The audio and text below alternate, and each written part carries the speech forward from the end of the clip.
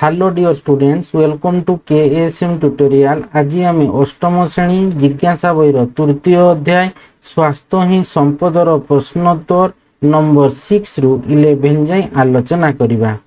पिला माने पूर्वरु मु पार्ट 1 टू 5 आलोचना करिछि।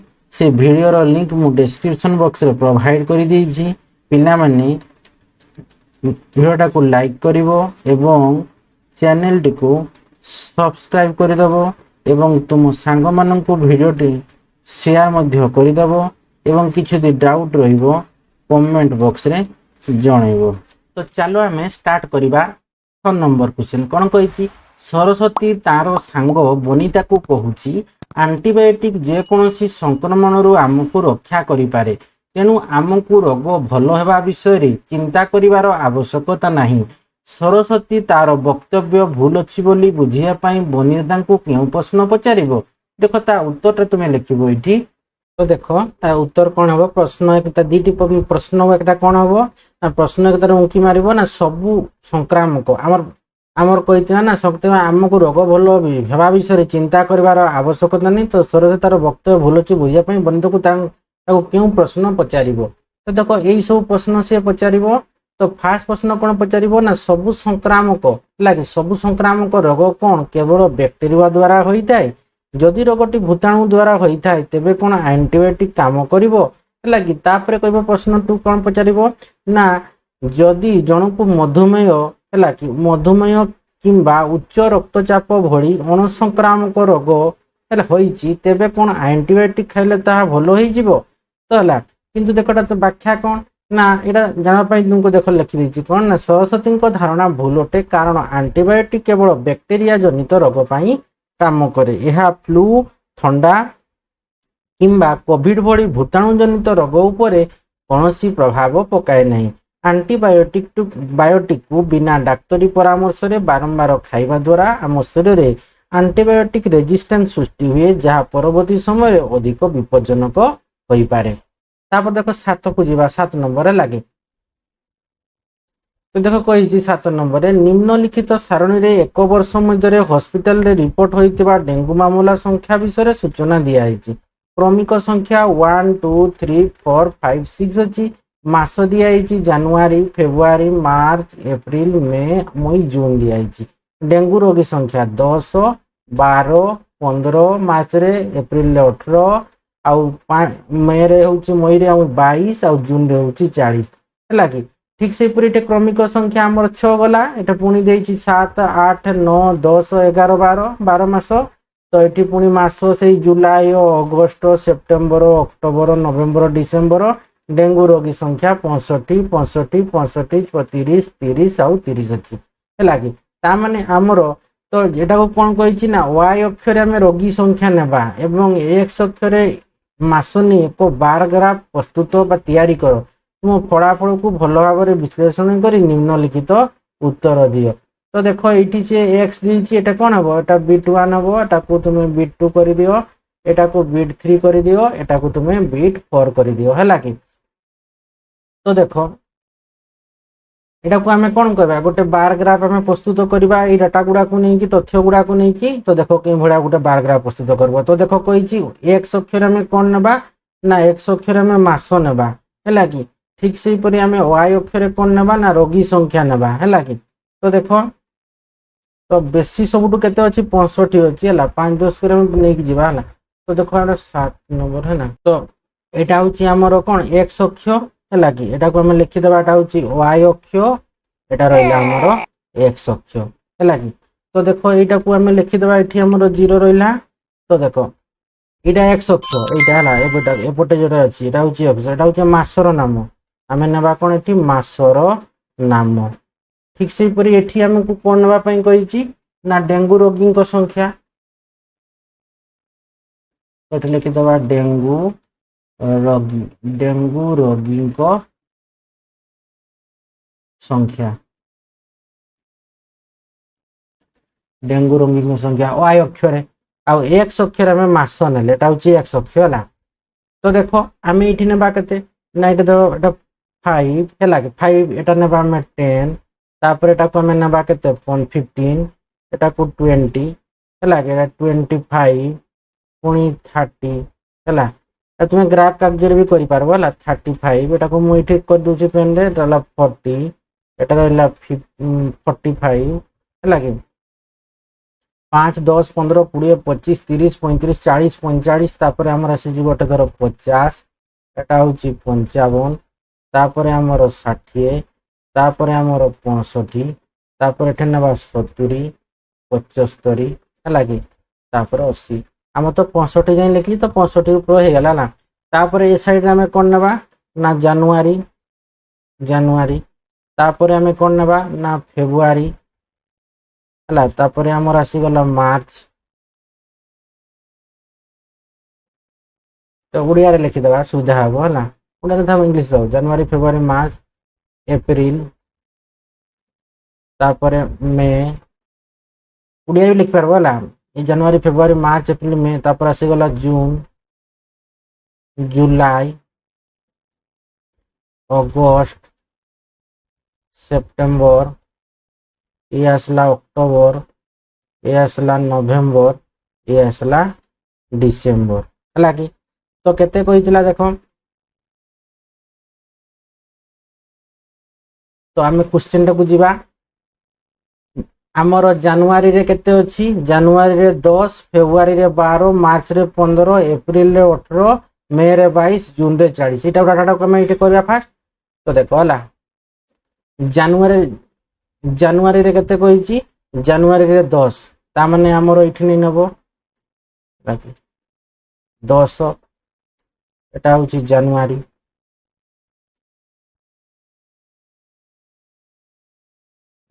रे 10 लिखि दबो तापर कहिछि कोन ना फेब्रुआरी कहिछि हला फेब्रुआरी रे केते कहिछि ना हमर 12 कहितला बोले फेब्रुआरी रे हला तो फेब्रुआरी को जिया 12 तो 10 और 2 टिके 10 रु टिके ऊपर को नबो हला एटा रेड रे कर दोछि देखो इटी जानि पारबो 10 टिके ऊपर तो एटा हला हमर एटा होछि 12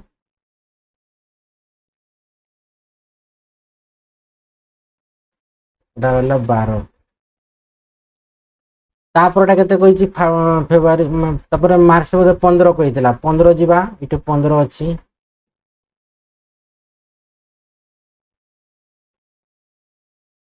इटे ना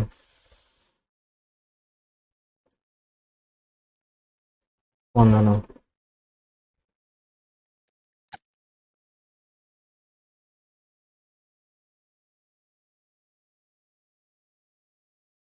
वीडियो को लाइक एवं केएसएम ट्यूटोरियल चैनल को सब्सक्राइब एवं सांग मानन को शेयर कर रे हाँ मु करी देइछि।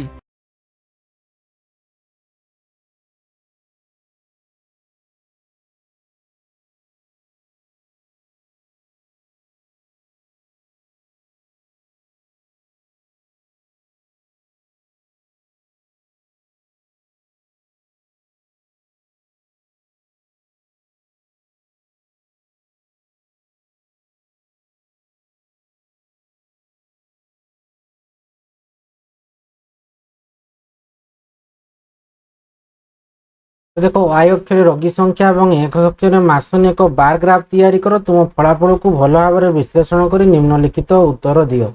तो फास्ट कही क्यों 3 मासरे डेंगू रोगी संख्या सर्वाधिक थिला। तो देखो हम फास्ट आम बार ग्राफ्टा गोटे देख प्रस्तुत कर देचे। तो x अक्षर आम ने कौन ना मासर नाम y अक्षर आम डेंगू रोगी संख्या। तो जनवरी रे 30 है कि फेब्रुआरी रे आमर 12 डेंगू रोगी मार्च रे आमर 15 एप्रिल रे आमर 18 तापर मे रे होची 22 तापर जून रे होची 40 तापर आमर जुलाई रे 65 तापर आमर एठी केते होची आमर अगस्त रे भी आमर 65 जुलाई सॉरी जून आमर जुलाई अगस्त सेप्टेम्बर रे 65 अक्टोबर रे 30 डेंगू रोगी एवं नवेम्बर रे भी आमर 30 है कि आ डिसेम्बर रे भी 30। तो क्वेश्चन हमको कहिची कोन ना B1 रे केउ 3 मास रे डेंगू रोगी संख्या सर्वाधिक थिला ना तुमे इठी उत्तर लिखिबो। तो आमर जुलाई अगस्त सेप्टेम्बर है तो ये लिखिदेव B1 रे है B1 टा जुलाई है अगस्त सेप्टेम्बर रे ସେପ୍ଟେମ୍ବରରେ ହେଲା ସେପ୍ଟେମ୍ବର ମାସରେ ଲେଖିବ ସେପ୍ଟେମ୍ବର ମାସରେ ଡେଙ୍ଗୁ ରୋଗୀଙ୍କ ଡେଙ୍ଗୁ ରୋଗୀଙ୍କ ସଂଖ୍ୟା ସବୁଠାରୁ ଅଧିକ ଥିଲା।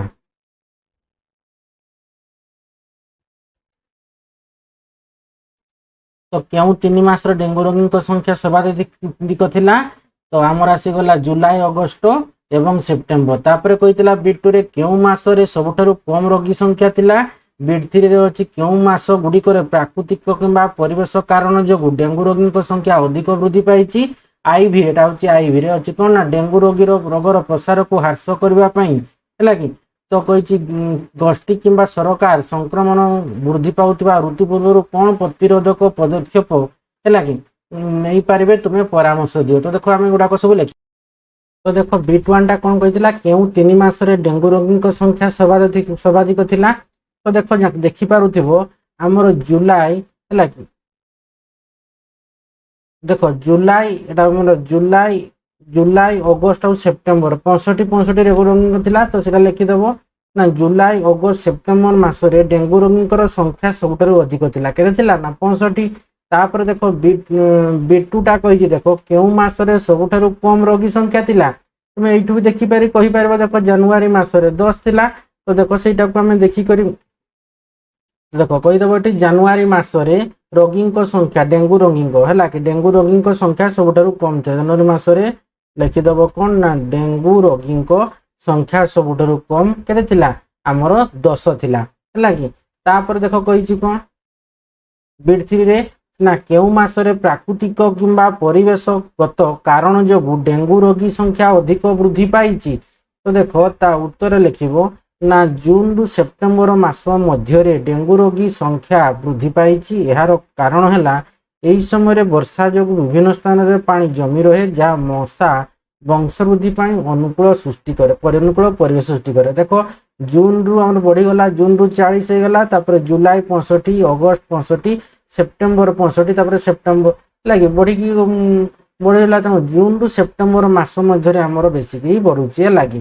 ତ ଏହାର କାରଣ ହେଲା ଏହି ସମୟରେ ବର୍ଷା ଯୋଗୁଁ ବିଭିନ୍ନ ସ୍ଥାନରେ ପାଣି ଜମି ରହେ ଯାହା ମଶା ବଂଶବୃଦ୍ଧି ପାଇଁ ଅନୁକୂଳ ପରିବେଶ ସୃଷ୍ଟି କରେ। ତାପରେ ଦେଖ ଆଇଭିରେ ଅଛି କଣ ନା ଡେଙ୍ଗୁ ରୋଗୀର ପ୍ରସାରକୁ ହ୍ରାସ କରିବା ପାଇଁ ଗୋଷ୍ଠୀ କିମ୍ବା ସରକାର ସଂକ୍ରମଣ ବୃଦ୍ଧି ପାଉଥିବା ଋତୁ ପୂର୍ବରୁ କଣ ପ୍ରତିରୋଧକ ପଦକ୍ଷେପ ନେଇପାରିବେ ତୁମେ ପରାମର୍ଶ ଦିଅ। ତା ଉତ୍ତରରେ ତୁମେ ଲେଖିବ କଣ ନା ସଂକ୍ରମଣ ରୋକିବା ପାଇଁ ଏଇ ସବୁ ମୁଁ ପରାମର୍ଶ ଦେବି। ହେଲେ କଣ ହବ ନା ଘର ଚାରି ପାଖରେ ପାଣି ଜମିବାକୁ ଦେବା ନାହିଁ।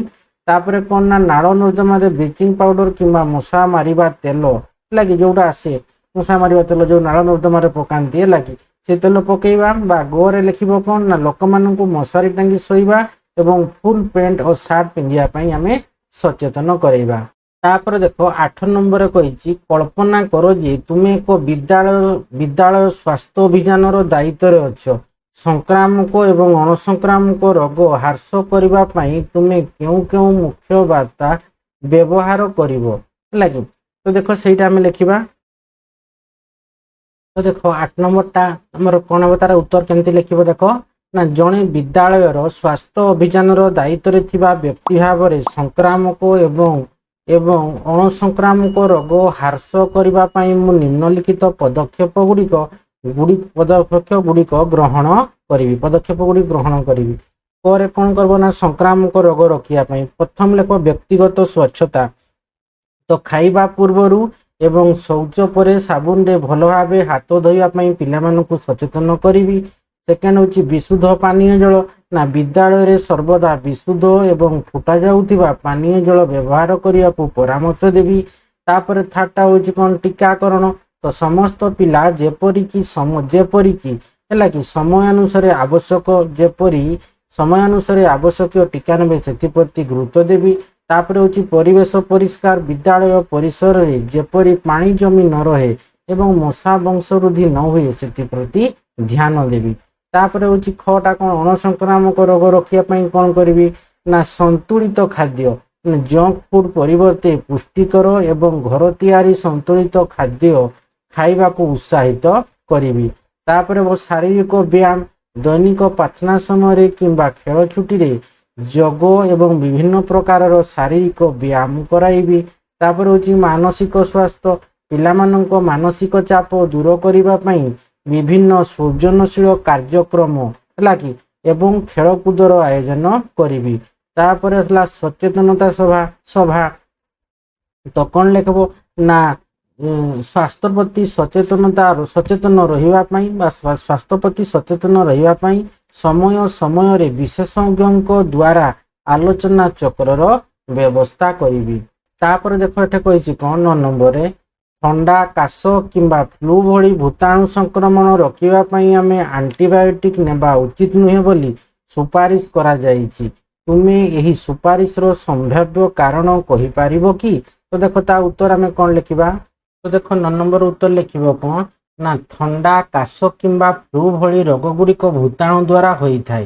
ଆଣ୍ଟିବାୟୋଟିକ୍ କେବଳ ବ୍ୟାକ୍ଟେରିଆ ଜନିତ ରୋଗ ବିରୁଦ୍ଧରେ କାମ କରେ କିନ୍ତୁ ଭୂତାଣୁ ଉପରେ କୌଣସି ପ୍ରଭାବ ପକାଇ ନଥାଏ। ତେଣୁ ଭୂତାଣୁ ଜନିତ ରୋଗରେ ଆଣ୍ଟିବାୟୋଟିକ୍ ନେବା ଅନାବଶ୍ୟକ ଅଟେ। ଦେଖ 10 ନମ୍ବର ଅଛି ଯଦି ସଂକ୍ରମିତ ବ୍ୟକ୍ତିଙ୍କ ମଳ ଦ୍ୱାରା ପାନୀୟ ଜଳ ଦୂଷିତ ହୁଏ ତେବେ ନିମ୍ନଲିଖିତ ମଧ୍ୟରୁ କେଉଁ ରୋଗ ବ୍ୟାପିବାର ସମ୍ଭାବନା ରହିଛି? ହେପାଟାଇଟିସ୍ ଏ, ଯକ୍ଷ୍ମା, ହଇଜା, ପୋଲିଓ ଏବଂ ହାଡ଼ଫୁଟି କହିଛି। ତ କାହିଁକି, କେତେବେଳେ, କେତେ ଦିନ, କେଉଁଠାରେ, କାହିଁକି ନୁହେଁ ହେଲା କି ଏସବୁ ଗୁଡ଼ାକର ଆମେ ଆନ୍ସର ଆମେ ଲେଖିବା।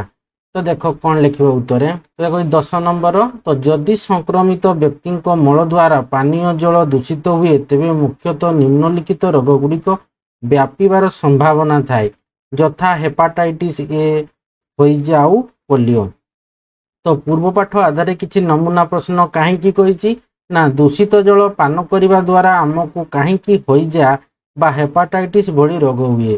କେଉଁଠାରେ ନା ପାନୀୟ ଜଳର ଉତ୍ସ ଗୁଡ଼ିକ କେଉଁଠାରେ ଏବଂ କିପରି ଦୂଷିତ ହୋଇଥାଏ? କେତେବେଳେ ନା ଜଣେ ସଂକ୍ରମିତ ବ୍ୟକ୍ତିଙ୍କ ମଳରୁ ଜୀବାଣୁ କେତେବେଳେ ଜଳକୁ ପ୍ରଦୂଷିତ କରିବାର ସମ୍ଭାବନା ଅଧିକ ଥାଏ? କେତେ ଦିନ ନା ଦୂଷିତ ଜଳ ଦ୍ୱାରା ସଂକ୍ରମିତ ହେବା ପରେ ରୋଗର ଲକ୍ଷଣ ଦେଖାଯିବା ପାଇଁ ପ୍ରାୟ କେତେ ଦିନ ଲାଗିଥାଏ? କାହିଁକି ନୁହେଁ ନା ଯକ୍ଷ୍ମା ବା ହାଡ଼ଫୁଟି ଭଳି ରୋଗ ଦୂଷିତ ଜଳ ଦ୍ୱାରା କାହିଁକି ବ୍ୟାପି ନଥାଏ? ତ 10 ନମ୍ବର ଗଲା। ଏବେ ଦେଖ ଏବେ ଆସିଯିବ ଆମର 11 ନମ୍ବର। 11 ନମ୍ବର କ୍ୱେଶ୍ଚିନ୍ କ'ଣ କହିଛି ନା ଯେତେବେଳେ ଆମ ଶରୀର ପ୍ରଥମ ଥର ପାଇଁ ଏକ ରୋଗକାରକ ଅଣୁଜୀବର ସମ୍ମୁଖୀନ ହୁଏ ସେତେବେଳେ ରୋଗ ପ୍ରତିରୋଧକ ପ୍ରତିକ୍ରିୟା ସାଧାରଣତଃ କମ୍ ଥାଏ କିନ୍ତୁ ପୁନର୍ବାର ସେହି ରୋଗ ଜୀବାଣୁ ସଂସ୍ପର୍ଶରେ ଆସିଲେ ଶରୀରର ରୋଗ ପ୍ରତିରୋଧକ ପ୍ରତିକ୍ରିୟା ବହୁତ ଅଧିକ ହୋଇଥାଏ। ଏହା କାହିଁକି? ଦେଖ ତା ଉତ୍ତରରେ କ'ଣ ଲେଖିବ? ତ ଏଟା ହେଉଛି 11 ନମ୍ବର। 11 ନମ୍ବର ଇଏ ଉତ୍ତର ହେଲା ଲେଖିବ କ'ଣ ଯେତେବେଳେ ଆମ ଶରୀରରେ କୌଣସି ନୂଆ ରୋଗକାରକ ଅଣୁଜୀବ ପ୍ରବେଶ କରେ ଶରୀର ତା ବିରୁଦ୍ଧରେ ଲଢ଼ିବା ପାଇଁ ଆଣ୍ଟିବଡି ପ୍ରସ୍ତୁତ କରିବାରେ କିଛି ସମୟ ନିଏ କିନ୍ତୁ ଆମ ଶରୀରରେ ଥିବା ସ୍ମୃତିକୋଷ ସେହି ଅଣୁଜୀବକୁ ମନେ ରଖନ୍ତି। ପରବର୍ତ୍ତୀ ସମୟରେ ସମାନ ଅଣୁଜୀବ ଆକ୍ରମଣ କଲେ ଶରୀର ତୁରନ୍ତ ତାହାକୁ ଚିହ୍ନି ପକାଏ ଏବଂ ଖୁବ୍ ଶୀଘ୍ର ବହୁତ ପରିମାଣର ଆଣ୍ଟିବଡି ପ୍ରସ୍ତୁତ କରେ। ଏହାକୁ ସେକେଣ୍ଡାରୀ ଇମ୍ୟୁନ୍ ରେସ୍ପନ୍ସ କୁହାଯାଏ ଯାହାକି ଅଧିକ ଶକ୍ତିଶାଳୀ ଅଟେ। ଉଦାହରଣ ଗୋଟେ ଦେଇଦେବ। କ'ଣ ଉଦାହରଣ ନା ଥରେ ହାଡ଼ ଫୁଟି ହୋଇଗଲେ ଶରୀରରେ ଏହାର ସ୍ମୃତିକୋଷ ରହିଥାଏ ତେଣୁ ଦ୍ୱିତୀୟ ଥର ଏହି ରୋଗ ହେବାର ସମ୍ଭାବନା ବହୁତ କମ୍ ଥାଏ। ତ ଦେଖ ତୁମର ସରିଗଲା ହେଲା କି। ତ ଦିଟା ଭିଡ଼ିଓରେ ଆମେ ତାର ଅଭ୍ୟାସ ବା ମାନେ ପ୍ରଶ୍ନୋତ୍ତରଟା କଲେ ଆମର 1ରୁ 6 ଯାଏଁ 1ରୁ 5 ଯାଏଁ ଗୋଟେ କଲେ ତାପରେ 6ରୁ ଆମେ 11 ଯାଏଁ ଆଉ ଗୋଟେ ଭିଡ଼ିଓରେ ଏଟା ପୁରା କମ୍ପ୍ଲିଟ୍ କରିଦେଲେ ହେଲା କି। ନେକ୍ସଟ ଭିଡ଼ିଓରେ ଆମେ କ'ଣ କରିବା ନା ଚତୁର୍ଥ ଅଧ୍ୟାୟ ବିଦ୍ୟୁତର ଚୁମ୍ବକୀୟ ଓ ତାପୀୟ ପ୍ରଭାବ ବିଷୟରେ ଆଲୋଚନା କରିବା। ପିଲାମାନେ ଆଶା କରୁଛି ଭିଡ଼ିଓଟାକୁ ଭଲ ଭାବେ ବୁଝିପାରିଥିବ। ଭିଡ଼ିଓଟାକୁ ଲାଇକ୍ କମେଣ୍ଟ ଏବଂ ପ୍ରଚୁର ମାତ୍ରାରେ ସେୟାର କରିବ। ଯେଉଁମାନେ ଚ୍ୟାନେଲଟିକୁ ଏପର୍ଯ୍ୟନ୍ତ ସବସ୍କ୍ରାଇବ୍ କରିନ ଅତି ଶୀଘ୍ର ଚ୍ୟାନେଲଟିକୁ ସବସ୍କ୍ରାଇବ୍ କରିନେବ ଏବଂ ପାଖରେ ଥିବା ବେଲ୍ ଆଇକନ୍ଟିକୁ ମଧ୍ୟ ଦବାଇଦେବ ଯାହାଫଳରେ କି ମୁଁ ଭିଡ଼ିଓ ଛାଡ଼ୁ ଛାଡ଼ୁ ତୁମ ପାଖକୁ ନୋଟିଫିକେସନ୍ ପଳାଇବ। ଧନ୍ୟବାଦ।